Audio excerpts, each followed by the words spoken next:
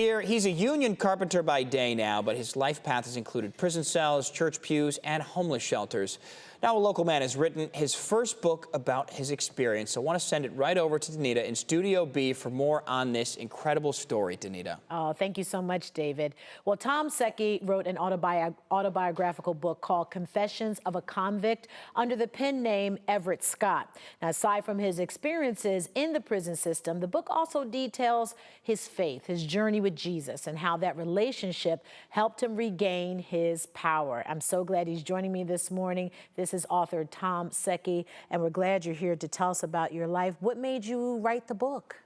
It boiled down to two major things that I know bring people together, and it would be pain and hope, right? Because if you think about funerals, pain brings people together, they become a community, they want to help, right? If you think about weddings, hope, future kids, you know, all the excellent things in life. So if you put those two things together, you have something special. And I believe that's what God is about, something special. Yeah, and you go into detail about your experience and how God helped you through all of that. Some things that we sometimes don't want to talk about, but you are talking about it. How did your faith help you overcome those challenging times?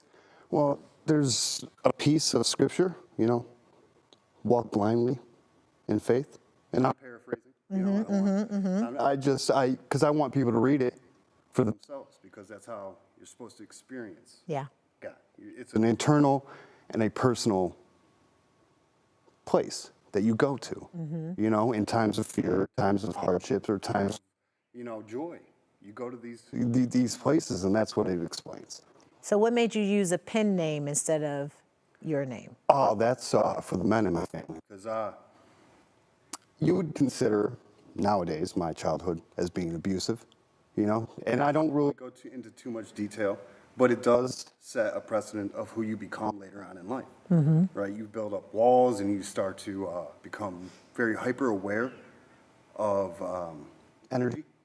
You know, if somebody's in a bad mood, good mood, their tone, how they talk to you. You know, you start to just pick up on little I don't want to use the wrong word, but you start to pick up on little notions that they give you, like, hey, be quiet. So the pen name was the best route to go? Yes, because the men in my family, the ones that I had the most contact with, were very stoic. So they were very silent.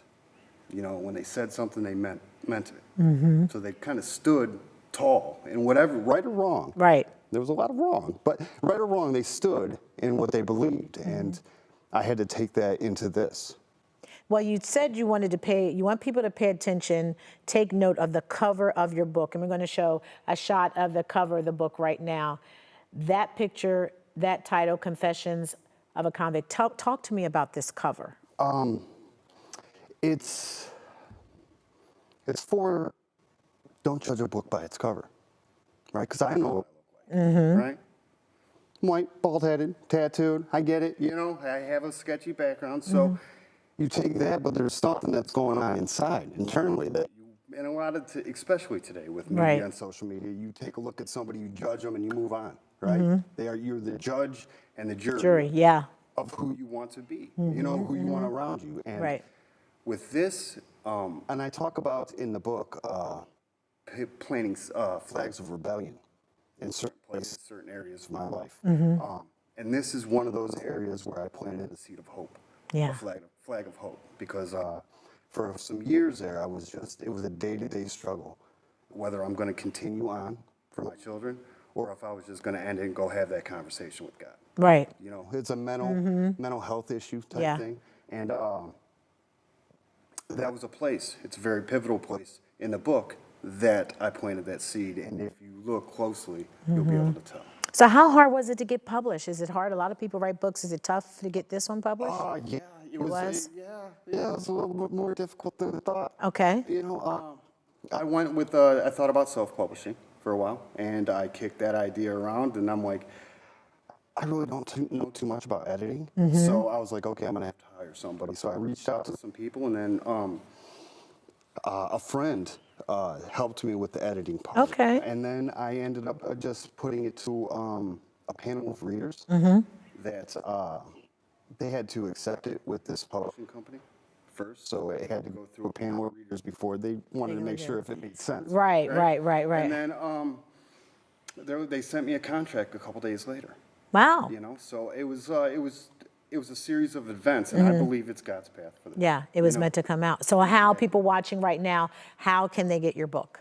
You can get it at Barnes & Noble, online. I personally suggest the ebook. It's $10. You know, it's the cheapest amount. I would give it away for free if I could, but Right. you know, I can't. iTunes, Google Book. Okay. It's on many different platforms. Amazon, obviously. Yeah. But it's on a lot of different platforms. If you just punch in the title. And the All right. author's name, it comes up. Confessions of a Convict by Everett Scott. And I thank you for being here today and really having the courage to be so transparent and authentic about some things that were not the best times of your life, but you're planting that seed of hope through your story, hopefully to encourage someone else who may be going through a dark time. Absolutely. That's really good. All right. Thank you so much for being here today.